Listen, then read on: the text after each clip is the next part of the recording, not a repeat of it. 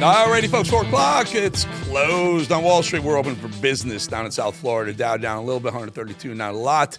It's interesting, right? Nasdaq was up 32 points, and part of that was Nvidia. President Trump cut a deal with Nvidia so that Nvidia is now allowed to sell chips into China. That was a big deal, had the Nasdaq market strong all day. Gold continues the trend upward, 42, almost 42.50. And good news again, oil now approaching 58, almost under $58. This is all really, really good news. And I think you'll hear a lot about this with President Trump when he starts talking, his affordability tour now, right? He's going to cities. He's going to start talking about the affordability that he's brought from Joe Biden, Bidenomics record highs. Very quickly, the crypto market, a little bit of bounce in cryptos, folks. I'll tell you, Bitcoin up to 93. I think yesterday we were looking at 90,500, 93,000 to the Bitcoin, Ethereum, XRP, Solana, all of them, CRO up. A very nice day for the crypto markets. All right, let's do this. Can we go to, here we have Brian Glenn, who's outside of Air Force One, ready to board Air Force One, which is going to take Trump to Pennsylvania. Brian, you with us? There he is. Hey, look Eric, at that good shot. Afternoon. I can hear you. Oh, I'm sorry. I'm in short sleeves and, kind of hanging out. It's so cold there, but I will be joining your cold weather tomorrow. But anyway, freezing. tell us about this trip, Brian. Okay, well, this is, I would call tour stop number one for President Trump as he's headed to the Pocono region there in Pennsylvania to talk about the economy. He's going to the Mystic Air Casino. He's got several guests there that will speak on behalf of the economy. But Eric, what makes this trip a little extra special, it's in a couple swing congressional districts. So the one that he's going to, the Republican just recently won their election by about 1%. So it's a very slim margin there. And of course, adjacent districts are very tight as well. So these are swing districts in Pennsylvania. So not only does that secure, I guess, going forward to the midterms, but also he wants to talk about the economy and how this narrative of kind of fighting the Joe Biden inflation. Let me give you a quick shot here, though, Eric. This is always something to look at. This is the baby, I guess, most commonly referred to. This is the smaller plane that we're taking. But what's really going to be interesting a little bit later, so I want to encourage our viewers in the 5 o'clock hour to tune in. We're jumping on some helicopters to go to the final destination. So it always makes for some great video, Eric. I hate calling you the final destination. It just reminds me of some other movies that I used to watch. It's interesting that he's starting this tour in Pennsylvania, not only a massive swing state, obviously, also an energy state. And I know Trump is going to talk, I'm guessing he's going to talk about energy quite a bit in the state of Pennsylvania. And also Josh Shapiro, the governor of Pennsylvania, has been a green guy for a long time. He'll give Trump an opportunity to take a shot at the green lobby too. Quick thought on that one, B? Yeah, I agree. And I've got Dave McCormick. I just saw him moments ago. He will be on this plane with us as we head to Pennsylvania. But you're absolutely right. I mean, it's about bringing manufacturing back to Pennsylvania. Of course, that was really big in the campaign of bringing all the steel plants back to this area, back to the state, to big business. A lot of people are employed by that. So I would imagine that's going to be a part of this conversation. But it's at a casino, which I think is very interesting. So we'll see if there's any type of no tax on casino winnings. Wouldn't that be great? All those people in Vegas as well. That's one way to bring out the voter. No tax on gambling proceeds. I'm all for it, Eric. You think I'm all for it or not? I'm wearing a Hard Rock Bet shirt right now. I'm way for that. Hey, Brian, appreciate your time. Best to the president when you see him, hat tip him and tell him, just get those prices down, get those gas prices down, and watch all the food, fuel, energy, clothing, rent prices come down with it. Brian, thank you for your time.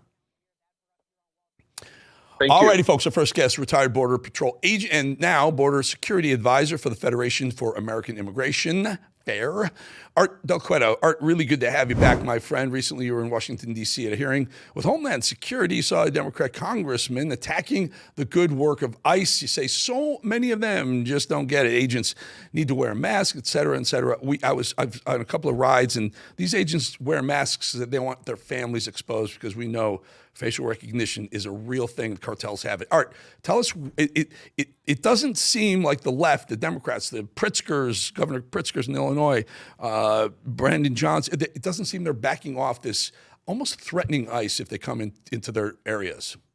No, well, they're definitely threatening ICE, and you're right. I was at this hearing, and I really truly want to thank Congressman Eli Crane, who happens to be not just a congressman in the state of Arizona, but he also happens to be my friend. I've known him way before he even got the notion of wanting to be a congressman. But I sure am happy he's there, because he's the one that spoke up for Border Patrol agents. He's the one that spoke up for law enforcement in general. And you're right, there was congressmen out there. They were attacking agents. They were attacking ICE. One of them, it was the female out of Illinois.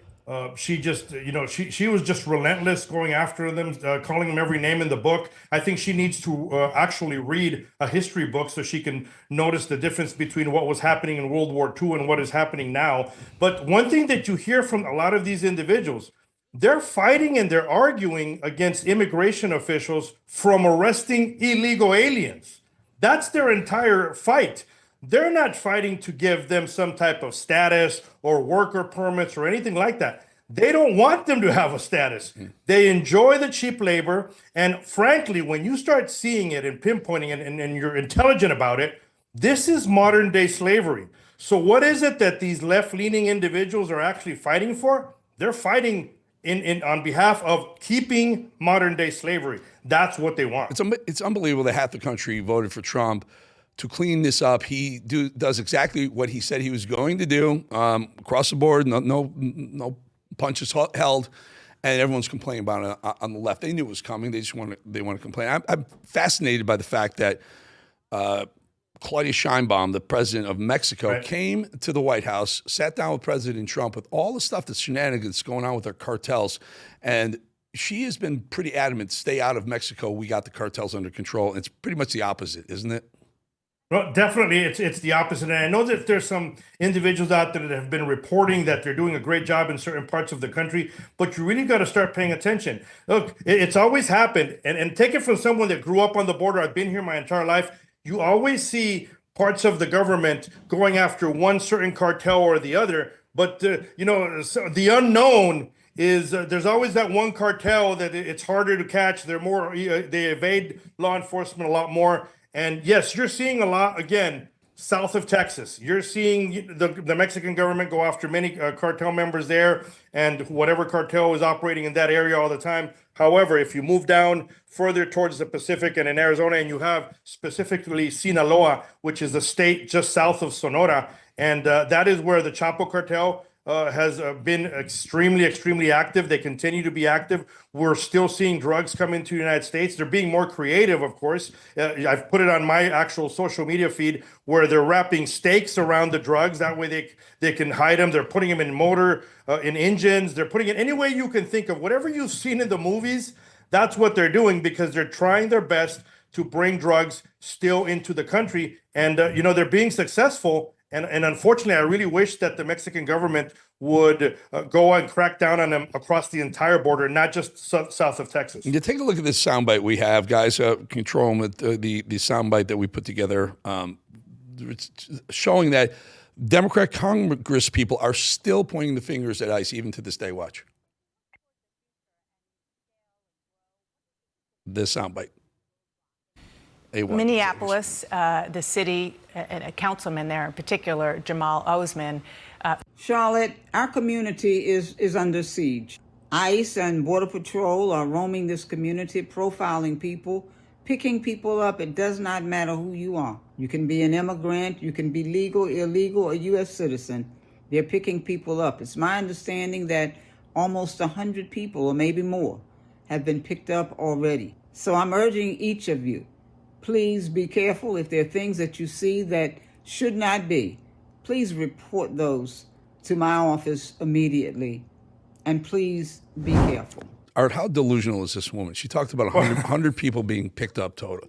There are 20 million illegals in this country, 2.5 million in the last 4 years under Joe Biden. And she's worried about 100 people getting Wow. Art. Eric, if I agree with her when she says you should report things that if you see that shouldn't be, that is 100%. And one of those things that you need to report is the illegal alien traffics that continue to flood cities in America. Look, I'm an immigrant. I'm Hispanic myself. Okay, I don't feel threatened when I'm out there because you shouldn't feel threatened if you're legally in this country. Okay. And if you get detained by law enforcement and they ask you if you're a citizen, hey, say you're a citizen if you are, show the proof that you are, and you go off on your merry way. I don't see anything wrong with that. I recently got into discussions with an individual that was threatening me through social media out of Argentina, and he was really attacking the United States until I started paying attention and I looked at Argentinian immigration laws and I brought some of those up to his attention, and all of a sudden the discussion stopped. Look, if this country was as bad as all these idiots are saying, then why are there so many individuals wanting to stay here? Why are there so many individuals constantly wanting to enter into this country and not leave? And if the country they left is as good as they say they are, then why don't they want to go back? Let's take a look. Listen to Tom Homan. It talks about missing children. Listen. I look at the numbers every day. On Friday, I looked at the numbers. There's over 62,000 children found by the Trump administration. Children that weren't even being looked for under the Biden administration. President Trump saved over 62,000 children's lives. Some of these children were in sex trafficking, we found them. Some were in forced labor. Some were being mistreated.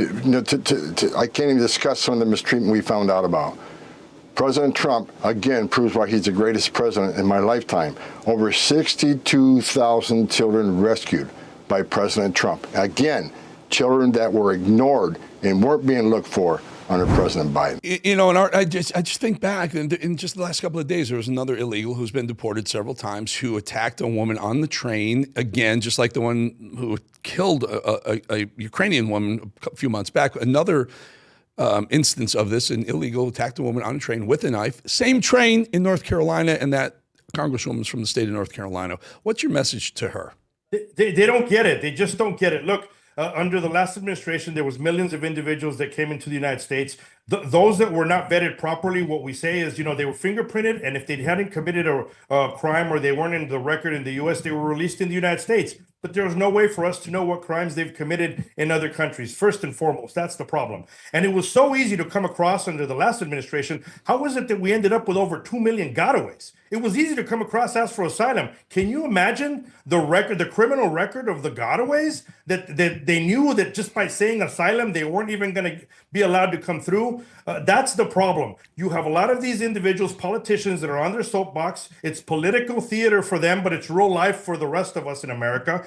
It's political theater for them. They continue stirring the pot, and they continue, pushing these attacks on law enforcement across the entire country. Thank goodness that we have people like Tom Homan, like Kristi Noem. I mean, if we could only clone both Kristi Noem and Tom Homan a little bit more, it'd be fantastic. But unfortunately, I think these are the hurdles we're going to continue to see. The border numbers are the lowest they've been. Take that into account. And President Trump has done it even with all the obstacles that have been thrown in front of him. That's great. That's right. And thank God we have Art Cueto here backing up everything that we're talking about, just to show the folks we're not making this stuff up. This is real life. Art, really good having you. Art Cueto, Border Security Advisor for the Federation for American Immigration Reform, also known as FAIR. Thank you, Art. Thank you, Eric. All right, folks. On The Edge, we dig into stories of resilience. In one of our first episodes, NFL legend, good friend of mine, Brett Favre, opened up about his battle with painkiller addiction and how he fought his way back. That's what The Edge is all about. Dealing with adversity and fighting your way back. Take a look at this exclusive moment from Brett's own words. I didn't think I'd need them. Never had a pain pill issue before. I don't even know if I took pain pills prior to that. It numbed the pain, but it also felt good. And so that was the beginning of a 5-6 year battle with pain pills. That at one point, it was 2 pills, but at the end, there was 16 at one time. And I had 2 seizures. All right, well, if that's inspiring to you, that's what we're all about. There's every episode has someone featured like this. And Brett Favre, what a great guy. Make sure you join us on The Edge for more real stories every single week. Just take your camera, aim it at that QR code, open the camera, aim it at that. Little yellow line hits it, you automatically subscribe. Again, there is never going to be a charge. It's always going to be free. No marketing, just tells YouTube we're crushing it. 80 days in, we have like 7,100 subscribers, growing faster than almost every brand new YouTube page. I want you, though. I want you part of this movement. YouTube.com/@EricBollingTheEdge. YouTube.com/@EricBollingTheEdge. Make sure you're in the right page. We got a couple of pages, but that's the important one. We'll be back 2.5 minutes. Subscribe now. Thank you.